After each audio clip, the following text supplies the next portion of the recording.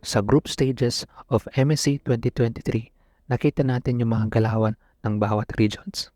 Kaya magandang i-analyze natin yung mga performance nila. And based dito, sasabihin ko sino yung most dominant, consistent, sino nag-underperform, and other mga most in my perspective. Start tayo sa nag-underperform, which is Team Evo. A good team, pero yung laruan kasi nila, no risky plays. Kung lugi, back. Kung may opportunity, let's go. Unfortunately, nakatapat nila yung team na high risk, high reward maglaro.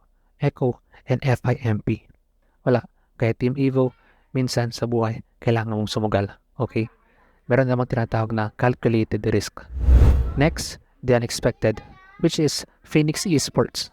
Napaka-underwhelming ng performance nila, lalo ito pa naman yung bansa kung saan andito yung Burmese Ghouls and Falcon Esports. Akala ko nga may ibubuga pa sila kasi malakas talaga sila sa teamfight. Tapos, kung alam nila lugi sila, doon magiging pick-off type yung team na ito. Another unexpected is yung early exit ng outplay.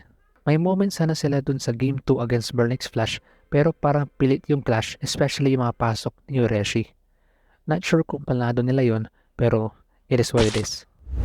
Kung may unexpected, may expected. Todak. Lason talaga sila. Kung sino man nag-shot call, naitigil ni Chico yung pag-recall, ang galing niya. Pauwi na siya, biglang nakita 5-man gank yung ginawa ng Blacklist. Opportunity for a force backdoor. Though, outclass pa rin sila kasi sobrang lakas ng Blacklist. The most resilient. Team Occupy. Kahit hindi sila nakapasok, pero alam mo yung team na ito, pumuso sila. May kita mo yung fighting spirit na lalaban talaga sila hanggang sa dulo. Lamang nga sila sa early game against Blacklist, medyo kinulang lang talaga sa micro mechanics. Lalo yung mga nakalaban nila, mamaw sa micro. The most unpredictable, Fireflux Impunity. Nagulat ako nung nakaisa sila sa Echo. Kung i-exclude mo yung 2-1 ng Blacklist at Echo sa regular season, hindi nakaisa ang Blacklist sa Echo. Pero this Turkish team, they got one sa Echo.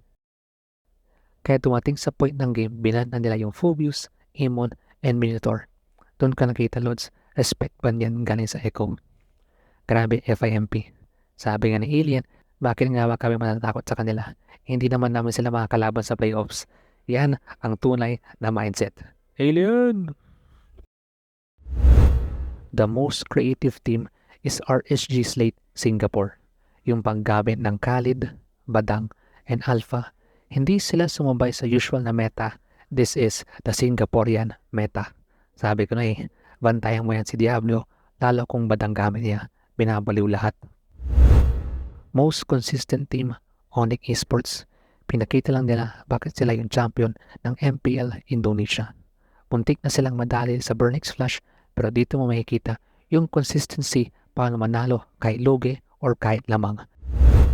Most weird moment sa EVO's Legends against RSG SG. Hindi ko na alam kung walang mas weirdo sa ginawa ni Taz. Namatay na mga kampi niya, ang manhid niya, andyan lang siya. Hindi ko alam kasi hindi naman ako link player, pero I believe kahit pinahaba ni Munton yung cooldown ng first skill niya, nag-reset pa rin yun kapag dumadaan sa pader. So, baka kagalaw pa rin siya. Ano man ang dahilan, ang storya ng laro, bakit weird, namatay na mga kasama niya, wala pa siyang ginawa. The most improved team, Burnex Flash. Mostly kapag Cambodia, one-sided yung laro. Pero dito natin nakita yung improvement nila. Pinauwi nila ng maaga yung outplay, tapos pumalag sila sa Onyx, puntik pa nilang matalo nung game 1.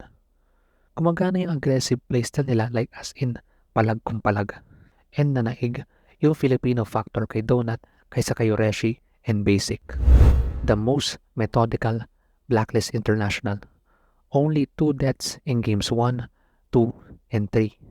Kahit naisaan sila nung game 2, ito yung methodical approach ng Blacklist. Walang asim plays. Kung meron man, calculated asim yun. Tapos, nag-iiba yung galaw ng Blacklist kapag setter roam yung hero ni Mamshu. And the most dominant, sino pa ba? The Apex Predator, Echo Philippines. Kahit nakaisa yung FIMP, pero for me, ang laking statement yung 18-0. Kumbaga, ginawang AI yung FIMP. Magloko ka na sa lasing, wag lang sa gutong manalo ng MSC Trophy. Ikaw, sinong most mo? Comment your thoughts below. Thank you. Oma Place. Let's go.